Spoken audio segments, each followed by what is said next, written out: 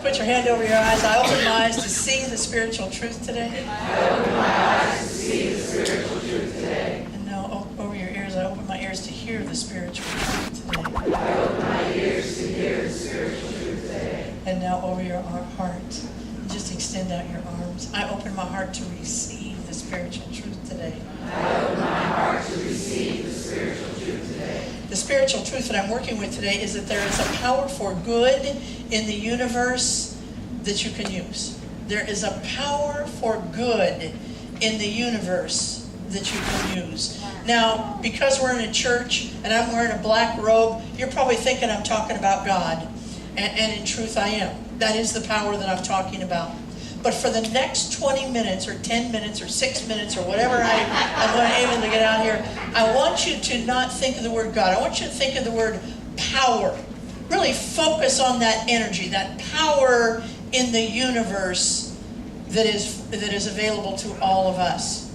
Because here's the thing. Many of us are weary of God. Many of us are suspicious if there really is a God. We all have stories. We all have stories about when we really needed God to show up in our lives. And some of those stories are tender, and some of those stories are very serious. And it's like when we prayed when we were a kid that somebody wouldn't die. Or maybe somebody wouldn't leave us. Or maybe we weren't a kid, but we prayed as an adult. Please, God, don't let this person die. Please don't let this person leave me. Or we prayed, please make sure the money for my rent comes in because I don't know where it's going to come from. And none of those things happened. And as a result of that, when those prayers weren't answered in the way that we thought that they should be or the way that we wanted them to be, we gave God the cold shoulder. We decided, no God. All of us have those kinds of stories. Whether we have a lot of them or whether we have a little of them really impacts how trusting we are of this thing called God. So I want you to just think of it not now as God, but as the power. Talking about God is tricky. Talking about the power is much easier for us. The power in the universe for good. You know, Ernest Holmes could have just stopped after the word universe. He could have just said, there is a power in the universe. And he would have been right. The power can make us happy. The power can make us sad. But Ernest Holmes wanted to say good because he wanted to remind us that there's hope. There's always hope. In the scariest times, there's hope. In that time when you can't see the forest from the trees, there's hope. There's always the power for good. It's always right there. Everything you have. And the truth is, you're always using the power. You cannot help but use the power. Everything you have, everything you are, every emotion you have, every material thing you have is a result of you using this power. You know, if you want to manifest a car, some of us use the power to manifest a car that we hold our breath every time we turn the key. Is it going to go on? And some of us manifest a car that, you know, bumps down the street, a little low-riding car, and we're hoping the cops aren't looking for us. We have that. Some of us manifest a motorcycle because we don't really want anybody riding with us anyway, so we just manifest that for ourselves. Whatever it is, it's on us. We decide. We're the people who decide that. It's been said that the quality of your life is dependent on the quality of your questions. The quality of your life is dependent on the quality of the questions that you ask. Mary Morrissey says, it's just as easy for you to, most of us are trained to ask small questions. Those small questions like, how can I get my rent paid for the end of the month? How can I get enough money for that? But it's just as easy to ask a different kind of question. You can ask that question, or you can ask a question that says, how can I get to the south of France, stay there for a month, and earn $10,000 while doing it? The quality of our life depends on the quality of our questions. So today I want to ask deeper questions of Lord Buddha. I want to ask a deeper set of questions of the Lord Buddha as he teaches us how to use this power for good in the universe in the Four Noble Truths. the first noble truth is there is suffering in this life. Now, before I ask the deeper question, I want to just make sure we're all not in that folly that says the Lord Buddha said all life is suffering. Buddha never said all life is suffering. Buddha said there is suffering in this life. So if you are in victim mode and you're using the Buddha as an excuse for your victim mode, the Buddha wants out today.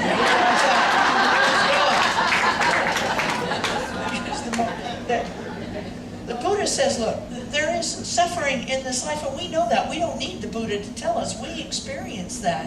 When you lose somebody you love, you suffer. When you lose a job, you suffer. When you lose your way, you suffer. You know what that feels like. So to ask the deeper question today, the question I want to ask the Buddha is, why is it so important that we know that? Why is that a noble truth, since we already experience it? And Buddha might say, I think it's important that you know that you're suffering so that you can attend to it. And us, we metaphysicians, we really need to understand this. We really need to understand that when we are suffering, we need to attend to it. See, we walk around with this notion, this grip on positivity that's really important, but we don't want to have such a strong grip on positivity that we put our head in the sand about what's really going on in our life. Because when you put your head in the sand, you cut off your oxygen. You have no strength to move forward in your life. So it's really important that we begin to understand what this is. Many of us remember the AA wisdom that says, I don't want to shut the door on forget my past nor shut the door on it. I don't wish to shut the door on my past. I don't want to shut the door on what it is that I'm feeling right there, because there's nourishment. Now here's what the Buddha would, I think, also say. There's suffering in the world. That's true. We want you to pay attention to your conditions. Not get all chummy with them, but notice them. Pay attention to the conditions that you have, but notice that there's no fight for the power. See, the power is much stronger than the conditions. Notice the conditions, understand the power. Notice the conditions, understand the power. The power is always stronger than the condition. Understand your bank account. Know the power of abundance. Understand your diagnosis. Know the power of wholeness. Understand the issues in your marriage. Know the power of harmony. When we can understand that the power is far greater than any condition we have, we're not so afraid to look at why it is and how it is that we're suffering. I think that the other thing that the Buddha might tell us is the other reason to notice that when you're suffering is so that you can ask for help. There's a wonderful story about a little boy who goes camping with his dad, and it's just the two of them, and the boy is so happy to be out on this camping trip, and he's about 7 years old, and he comes upon a big rock, and he runs up to the rock and he says, Daddy, do you believe I can move that rock? And the dad says, there's no doubt in my mind you can move that rock, none at all. And so the little boy runs over, and the rock is huge, and he pushes on the rock, and he pushes on the rock, and he lays down on his little back, and he puts his feet up there, and he tries to kick the rock and make it move. The rock doesn't move. He starts to cry. He says, Daddy, I can't move the rock. And the father says, there's one thing you haven't done yet that will enable you to move that rock. And the little boy said, what is that? He said, ask me for some help. Ask me for some help. That's why it's important also for us to know when we're suffering, so that we can begin to ask great Father, great Mother, and also the Father and Mother that is within each and every one of us for some help. Well, the second of the noble truths is that all suffering is a form of attachment, and we screw this up big time. All suffering is a result of attachment. Buddha never said, don't be attached to anything. There's no value in telling ourselves not to be attached to our mates. It's crazy making. Of course I'm attached to Donna. Of course I'm attached to wanting a good relationship. I'm attached to where I live. I love to live on the golf course. It makes me happy. I'm attached to that.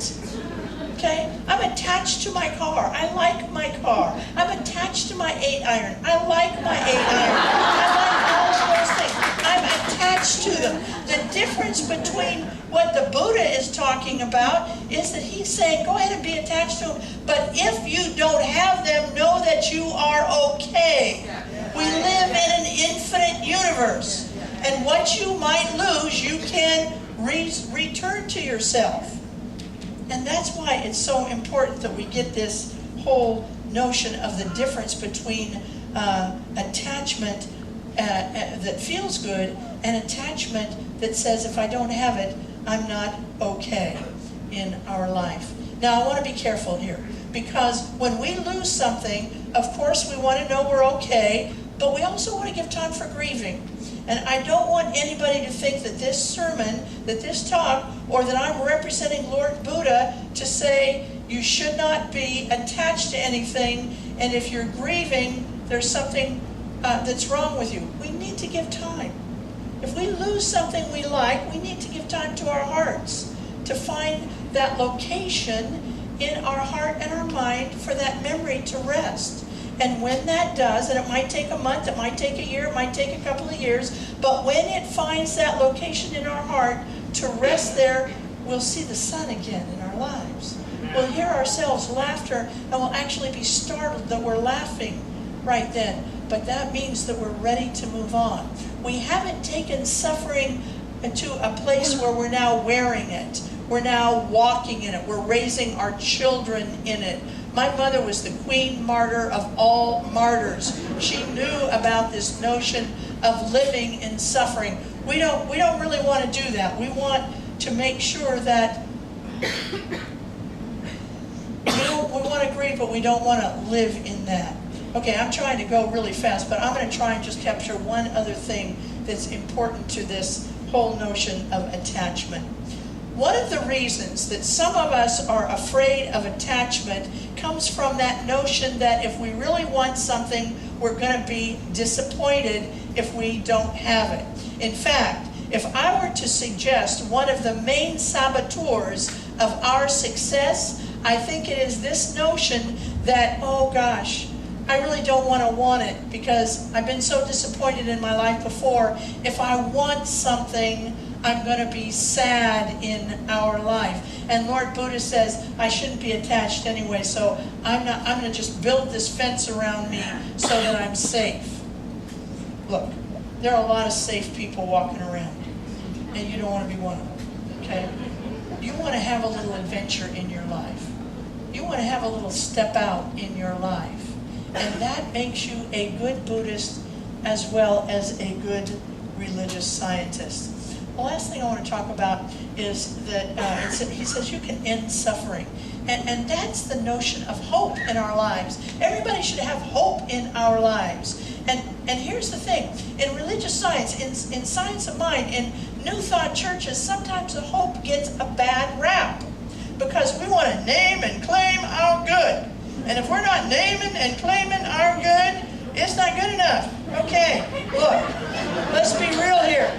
If you are suffering, if you are hurting, if you are in a really hard place, you probably are not going to be able to stand up and name and claim your good. Now make no mistake, your good has got to be named and claimed. So you get on the mobile app. I'm so proud that so many of you are using the mobile app to just send a prayer request. When you're just as you're going into an interview, or when you just got bad news at the doctor. I'm so proud of you for using that mobile app, and that's what it's for. Let us name and claim your good when you're too frightened to do it. But you have hope. You have hope, knowing that the practitioners are on the job, that ministers are on the job here, that we're praying for you. We're holding the naming and claiming, and you just keep that little window of hope going for yourself, because that little window will widen. The last one, of course, is not only can you end suffering, but Buddha tells us how to end suffering. So I'm going to turn this into a little series, and next week I'm going to start. I don't know how long it'll go, maybe a week, maybe 2 weeks, maybe 3 weeks, maybe 5 weeks, maybe 8 weeks. I just don't know. But we're going to look at how the Buddha tells us to end suffering through new thought eyes and begin to apply that in our lives. Because here's the thing, if you come here and you hear this stuff and you know about it, but you never know it, see, there's a difference between knowing about something and knowing something. So in order to know something, we have to take this information, these 4 things. I want you all to Google the 4 Noble Truths. And if you think you know the 4 Noble Truths, Google it anyway. Because here's the thing, if we can't just spend 2 minutes a day this week contemplating each of these Noble Truths, I promise you by the time you get back here next week, your lives will be better. You'll be happier. So let's take this message into prayer. Knowing that there's only one power and one glory, and that's the power and the glory of the Most High. Whatever we call that glory, whatever we want to look at it as, it is a power for good in the universe that runs through me and every single person on this planet. So I join my power with other power to name and claim and understand that there is goodness, goodness, goodness on this planet. And I give thanks for that. I release this word into the law, and together we say, and so it is.